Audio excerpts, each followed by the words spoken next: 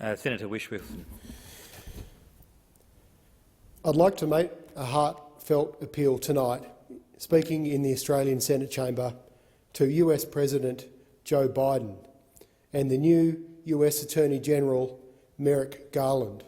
Firstly, Attorney General, congratulations on your recent appointment.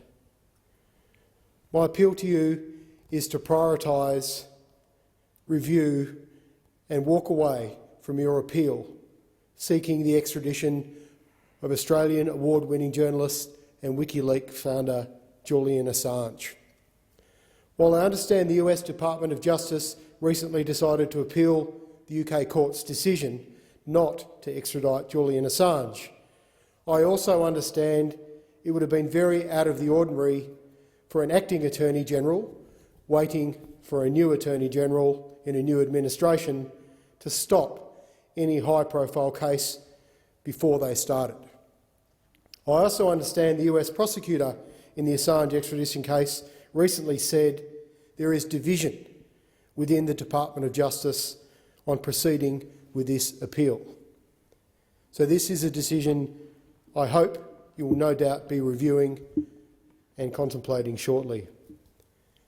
Gentlemen, after Judge Vanessa Baraitser on the 5th of January this year accepted all your prosecution's substantive arguments for the extradition of Julian Assange, legally and politically speaking, you now hold the high ground. You won your moral victory. The judge also made it clear by rejecting extradition on mental health grounds that Julian Assange is a broken man and extraditing him would be paramount to murder. You can now stop this extradition appeal with a stroke of a pen. I and many others are asking, why would someone so powerful continue to pursue a sick, broken man? It looks very personal and very political. The full resources of one of the world's great nation-states intent on the destruction of one man. That is hardly fair, now is it? My fellow Australian citizens may be many things across all political colours, but we all have an innate sense of fairness. Pursuing Assange will be seen as an overreach. A chorus of voices from around the globe are echoing this. If you proceed with this appeal, you will risk undermining your legal judgment and your high ground, certainly in the court of public opinion. And if Mr Assange dies in prison, you also risk a significant backlash, not to mention martyring him. If you succeed in any appeal and he faces trial in the USA, you risk the actual trial being on the real and existential threats to press freedom, the First Amendment and much, much more, rather than the alleged espionage activities of Assange and WikiLeaks.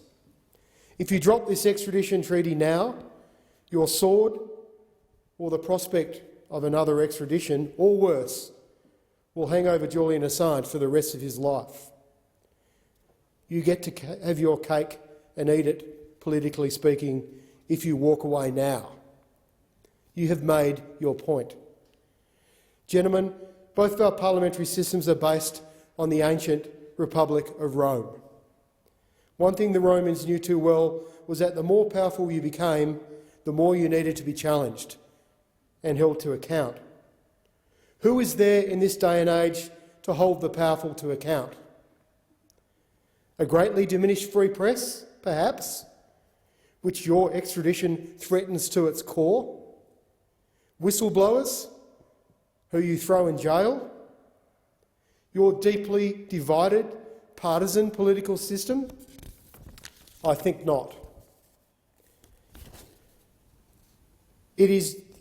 Gentlemen, if it is not just the destruction of Julian Assange that you seek, but also what he represents, then I ask you to consider this.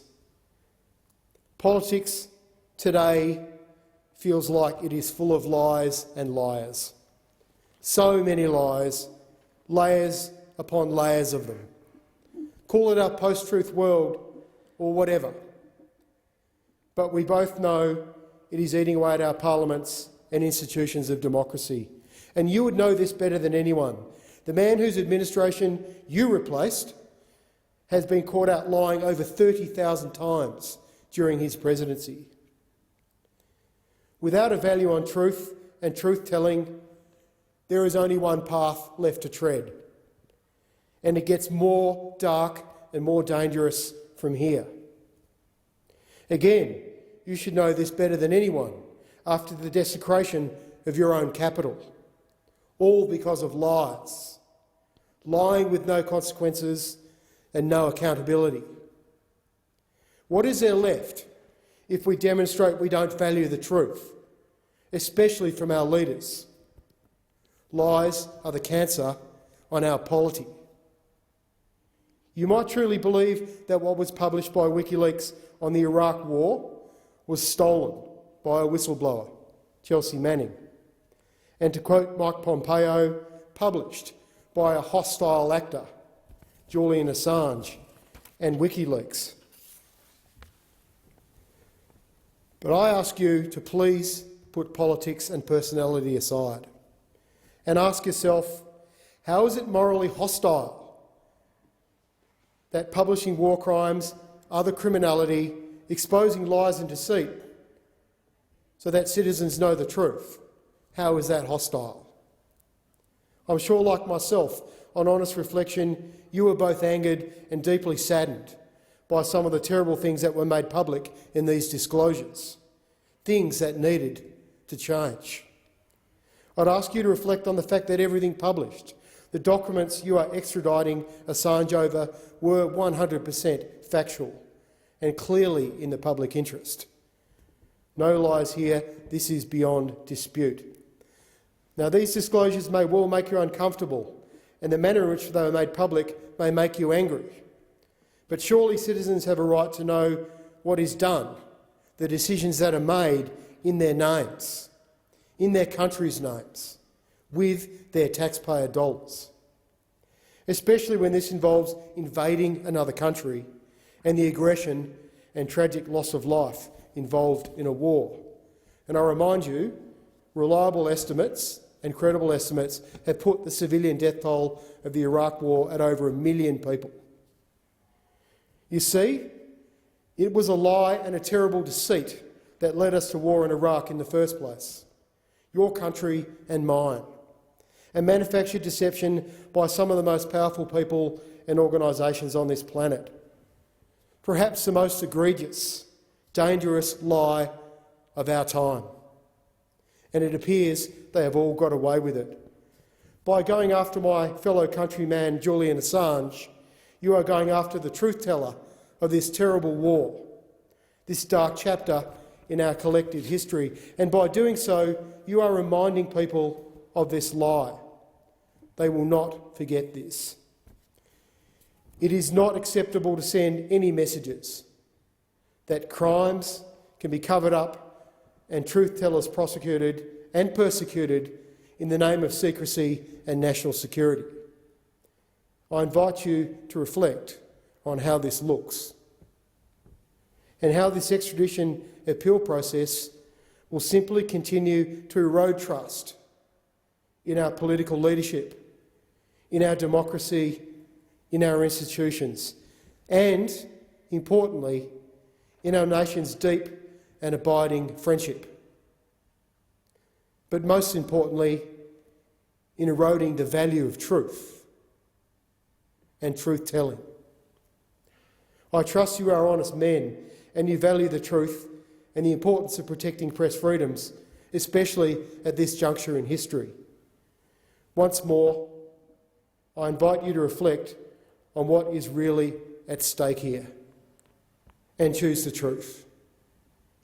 It's not too late, and history will judge you well for this intervention. Thank you.